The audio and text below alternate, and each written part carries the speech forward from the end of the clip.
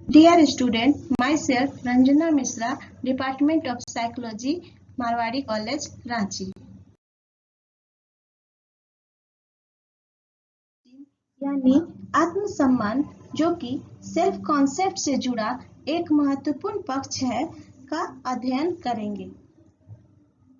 व्यक्ति हर क्षण अपने मूल्य तथा अपनी योग्यता के बारे में आकलन यानी मूल्यांकन करते रहता है। व्यक्ति का स्वयं के बारे में यही मूल्य या महत्व की अवधारणा को आत्मसम्मान कहा जाता है। Definition of self-esteem. According to Lindgren, the amount of value we ascribe to the self is our self-esteem. Lindgren के अनुसार हम स्वयं के लिए जितना मूल्य देते हैं वह हमारा आत्मसम्मान है।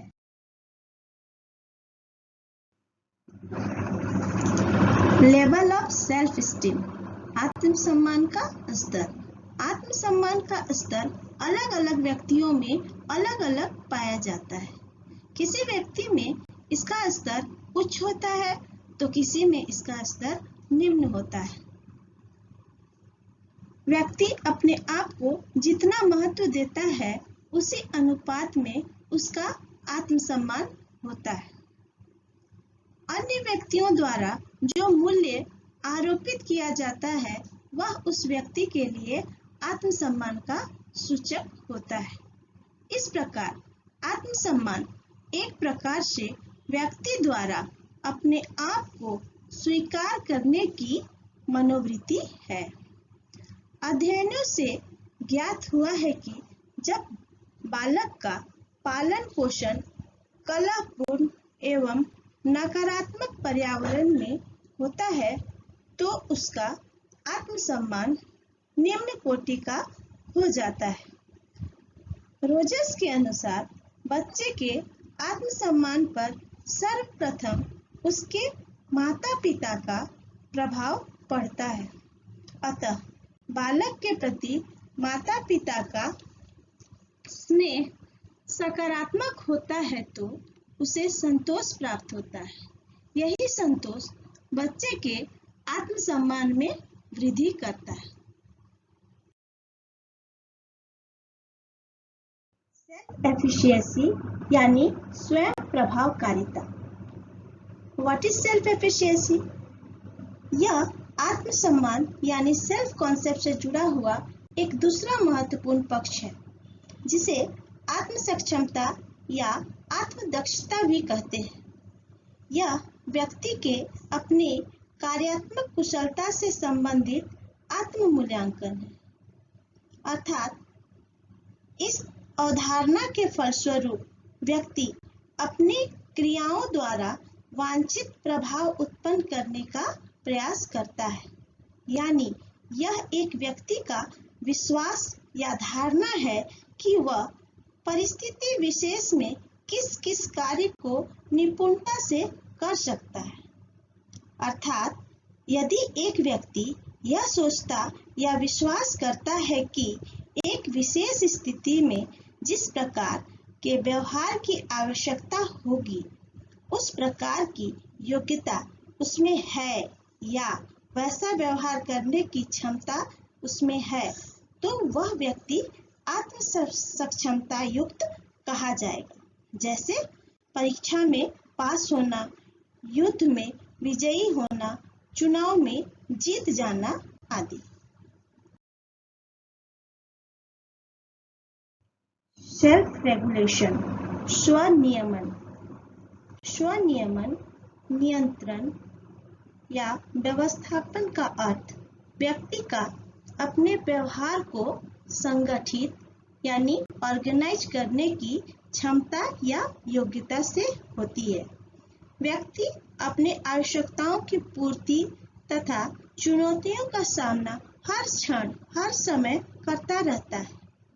ऐसी स्थितियों से एडजस्ट यानी समंजन के लिए व्यक्ति में आत्मनियंत्रण यानी सेल्फ कंट्रोल का होना बहुत जरूरी होता है ताकि वह हर परिस्थिति में उत्पन्न दबावों या मांगों को झेलने में समर्थ हो सके। इसके लिए व्यक्ति की इच्छा शक्ति यानी विल पावर या संकल्प शक्ति यानी डिटर्मिनेशन की भूमिका महत्वपूर्ण होती है। इसके लिए वह अपने ऊपर कुछ पाबंदियां लगाता है, व्यवहार को नियंत्रित या अवरुद्ध करने का प्रयास करता है। इस प्रकार हम कह सकते हैं कि अपनी संतुष्टि को टाल देने की क्षमता को विकसित करना ही आत्मनियंत्रण यानी सेल्फ कंट्रोल है। Learning to defer gratification is self control. ऐसा आत्मनियंत्रण व्यक्ति भविष्य में किसी बड़े लक्ष्य को प्राप्त करने के लिए करता है। हम देखते हैं कि भारतीय संस्कृति में जो व्रत, रोजा, उपवास, तपस्या आदि को महत्व दिया जाता है, उसमें यह आत्मनियंत्रण के उद्देश्य ही शामिल होते हैं। अपनी आवश्यकताओं को पूरा करने के लिए अत्यंत ही सीमित वस्तुओं का उपयोग करना आदि अवधारणाएं भी आत्मनियंत्रण से संबंधित हैं।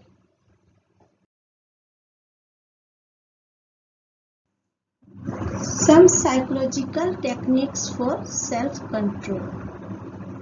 आत्मनियंत्रण की कुछ मनोवैज्ञानिक प्रविधियां।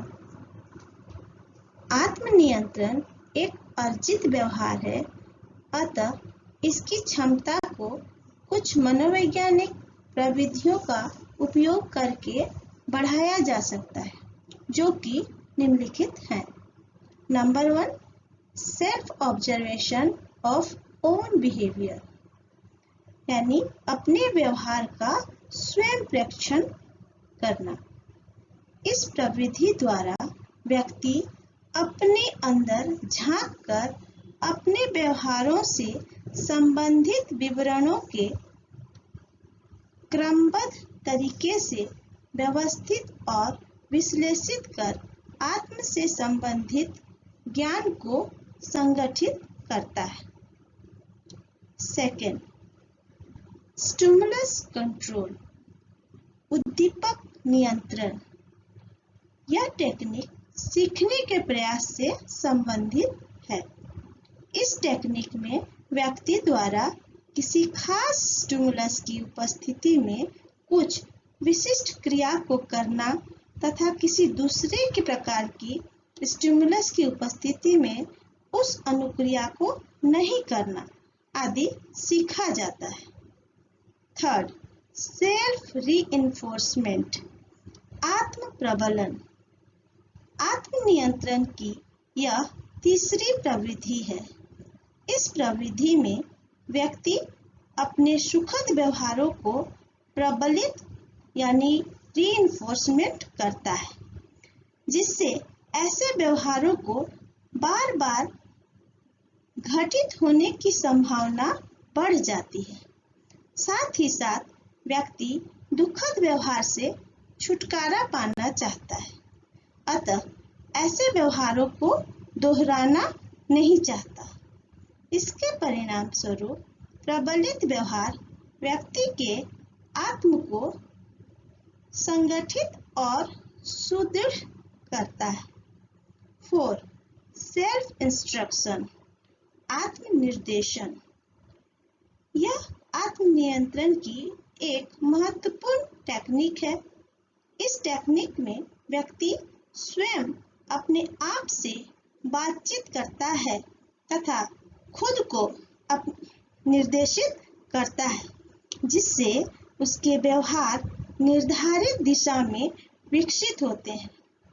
इस प्रकार व्यक्ति अपने व्यवहार को मनोनुसार तरीके से निर्देशित कर आगे बढ़ाता है। तो इस प्रकार उपर्युक्त विधियों का प्रयोग कर आत्मनियंत्रण की क्षमता को बढ़ाया या अर्जित किया जा सकता है।